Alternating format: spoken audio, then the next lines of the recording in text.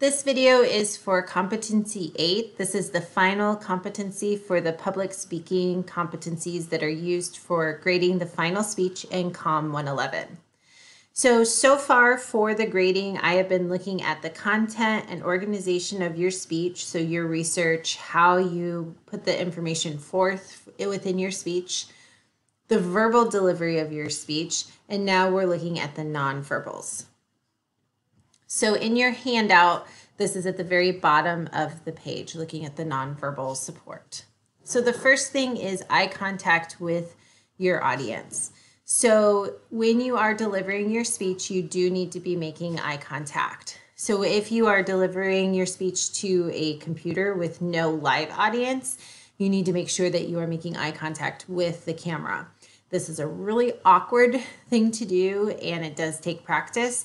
So make sure that you are working on making genuine eye contact.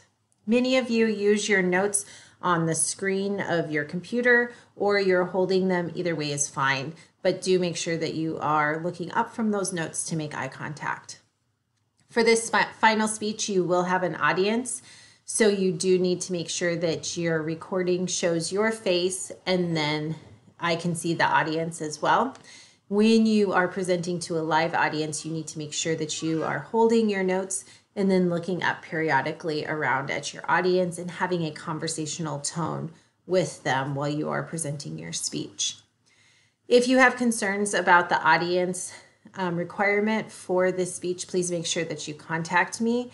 Adjustments will be made in light of COVID restrictions and any sort of issues that you may have with presenting in front of a live audience. So that will be determined on a one-on-one basis. So just make sure that you contact me if you have concerns about that. I've been talking a little bit about note usage. It is really important that you do have notes for this speech and any time that you present a speech. These can take any format that you would like, meaning that they can be on your computer, you could be holding them on your phone, they could be written out on note cards, however you would like to do that. The big thing is that for this type of speech, you should be having bullet points for your notes. They should not be written out. The problem with having your notes written in complete sentences is that it is very easy to start reading your speech, and then your cadence changes, the sound of your delivery changes, and you miss out on making eye contact.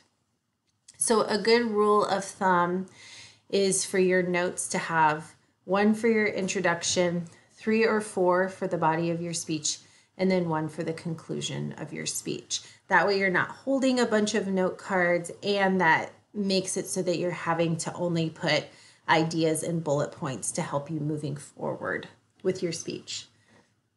You should have all direct quotes written out as they are in your source so that you do not make any mistakes with saying your direct quote. Oftentimes you will hold that quote up and look at it and read it, and that will show your audience that you are reading a direct quote. The next item is a lectern and how you are using the lectern. If we were in a classroom setting, there would be a lectern in our class, and you would have your notes on that and be using that to house your notes. The big thing is that you don't want to be touching or leaning on the lectern. In your case, it could be a table, a chair. Sometimes students use music stands. Whatever works for you in your space that you will place your notes or stand behind. You don't have to have anything. You can just stand in front of your audience with your note cards or a tablet if that's what you're using, or however you are working with this with your notes. These are things that you'll want to practice ahead of time so you know how you want to be standing, where you're going to put your notes, those types of things. The next part of nonverbal support is your appearance. So this is a formal speech, so my expectation is that you put some consideration into that. So oftentimes students do dress up for this speech. It's not required, but it is something to keep in mind. I do ask that you don't wear a baseball cap or a beanie or that type of thing for this final speech. So let's keep it a little bit more formal. The next bit is your facial expressions. So this is how your face looks during the speech. So a big thing with this is sometimes people do things that they don't even realize during their speeches. For example, I am a nervous smiler. So if I'm in a situation where I feel uncomfortable or I'm upset in some way, my initial response is to smile, which is usually inappropriate. So if I'm delivering bad news to someone or feel uncomfortable in some way, I instantly start smiling. So it's weird and awkward, but it's something that I have to be aware of when I am delivering speeches and other information that I'm giving to people, because I know that that's something that I have to work on.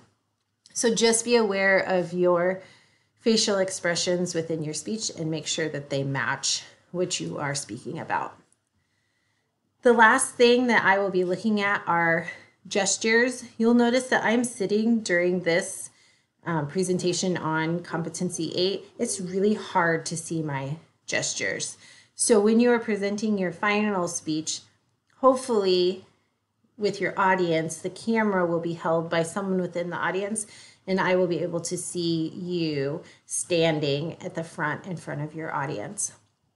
If that's not how it's going to work for you, please make sure that the camera is pushed away from you and that you are standing during the speech. That is how speeches are normally delivered, is standing if you're delivering in front of a live audience, and it's easier to see the gestures within your speech.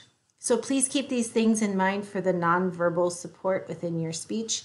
If you have any questions or concerns about any of these competencies, please feel free to contact me. Thanks.